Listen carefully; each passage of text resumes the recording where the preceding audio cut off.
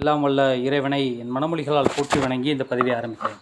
இந்த பதிவில் நான் பார்க்கக்கூடிய விஷயம் என்ன அப்படின்னா, நம்ம ஆல்ரெடி பதிவுகளில் சொல்லியிருந்தோம். அதாவது ஒவ்வொருவருக்கும் ஒவ்வொரு அஷ்டகர்ம விஷயங்களே சித்தியாகும். அப்படி அவர்களுக்கு எந்த விதமான அஷ்டகர்மங்கள்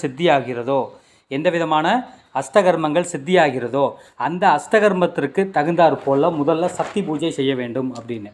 அப்படி அவர்களுக்கு ஒரு அஷ்டகர்மம் சித்தியாது அப்படின்னா, உதாரணமாக வந்து அவங்களுக்கு ஒரு வசியம் சித்தியாதுன்னு வச்சுக்கோங்க. அப்போ வசியத்திற்கு எப்படியான விஷயங்கள் நம்ம கையாளணும் அப்படின்னா, சுத்தபத்தமாக இருந்து நெற்றியில் வந்து விபூதி அணிஞ்சு கணபதி பூஜை செய்து தட்சிணாமூர்த்தியை வணங்கி அதற்கப்புறம் இந்திரனை பூஜை செய்ய வேண்டும். ஏன்னா வசியம் சித்தியாக வேண்டுமென்றால் இந்திர பூஜை செய்ய வேண்டும். இதை யாருமே பெரும்பாலும் கடைப்பிடிக்கிறதில்ல. இந்த இந்திர பூஜையில் அவ்வளவு விதமான மகத்துவங்கள் இருக்குது. இந்திர பூஜை செய்தால் மட்டுமே ஒருவருக்கு வசியம் சித்தியாகும். ஏன்னா இந்திரன் பார்த்தீங்க அப்படின்னா, இந்திரனுங்கிறது ஒரு பதவி. இந்திராதி தேவன் அப்படிங்கிறது ஒரு பதவி. ஒவ்வொரு இந்திரனுக்கும் ஒவ்வொரு ஆயுள் காலம் இருக்குது, ஒவ்வொரு பதவியினுடைய காலங்கள் இருக்குது. அதே போல் அந்த இந்திரனுக்குடைய பவர் என்ன அப்படின்னா, சகல லோகங்களையும் ஆட்சி செய்யக்கூடியவன், சகல விதமான லோகங்களையும் ஆட்சி செய்யக்கூடியவன், ஒரு அரசருக்கு ஒப்பானவர், ஒரு ரதியாக இருக்கட்டும், ஒரு மன்மதனாக இருக்கட்டும், இவங்க எல்லாருமே இந்த இந்திரனுக்கு கீழேக வேலை செய்யக்கூடியவர்கள். அப்படின்னா என்ன அப்படின்னா, ஒரு வீடு இருக்குது அப்படின்னா, உங்கள் வீட்டில் வந்து நீங்கள் அம்மா அப்பா எல்லாருமே இருக்கிறீங்க அப்படின்னா, நீங்கள் எந்த காரியம் செய்தாலும் உங்கள் வீட்டில் இருக்க காரியங்கள் யாரை கேட்டு செய்வீங்க?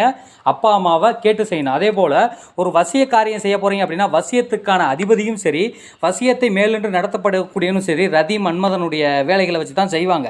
அப்படி ரதி மன்மத பூஜை செய்கிறதுக்கு முன்னாடி என்ன பண்ணணும் அப்படின்னா, இந்திர பூஜை செய்யணும். இந்திர பூஜை செய்து இந்திரனுக்குரிய சக்கரம் வச்சு அதுக்கு பால் வச்சு கிழக்கு திசை இந்திரனுக்குரிய திசை, அந்த கிழக்கு திசையில் பூஜை பண்ணி பச்சை வர்ணம் பட்டி பட்டு கட்டி பத்மாசனத்தில் உட்காந்து ருத்ராட்ச மணியை வச்சு ஜெபிக்க ஆரம்பிக்கணும். இந்திரன் பிறந்த நட்சத்திரம் கேட்டை நட்சத்திரம்.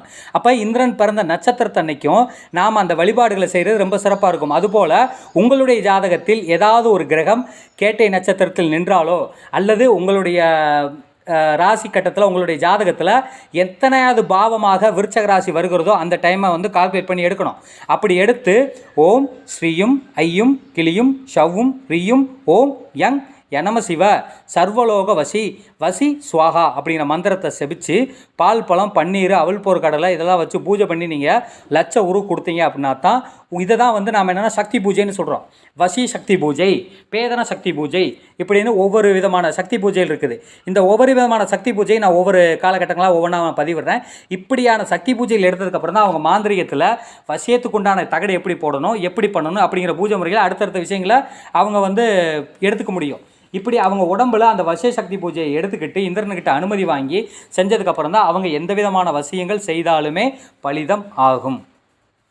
இப்படியான வசிய பூஜைக்கு சரியான முறையில் தகடு, காப்பு, மை வச்சு செஞ்சீங்க, சர்வதேய மை வச்சு செஞ்சீங்கன்னா நீங்கள் எல்லா தெய்வத்தையுமே கூப்பிடலாம். எல்லா தெய்வத்துக்குமே உகந்ததான வேலைகள் அது. அப்படியான ஒரு வேலைகளை தேர்ந்தெடுத்து நீங்கள் செஞ்சீங்கன்னா உங்கள் காரியம் வெகுவாக சிறப்பாக நடைபெறும். நன்றி. மீண்டும் வேறொரு பதிவில் சந்திக்கலாம்.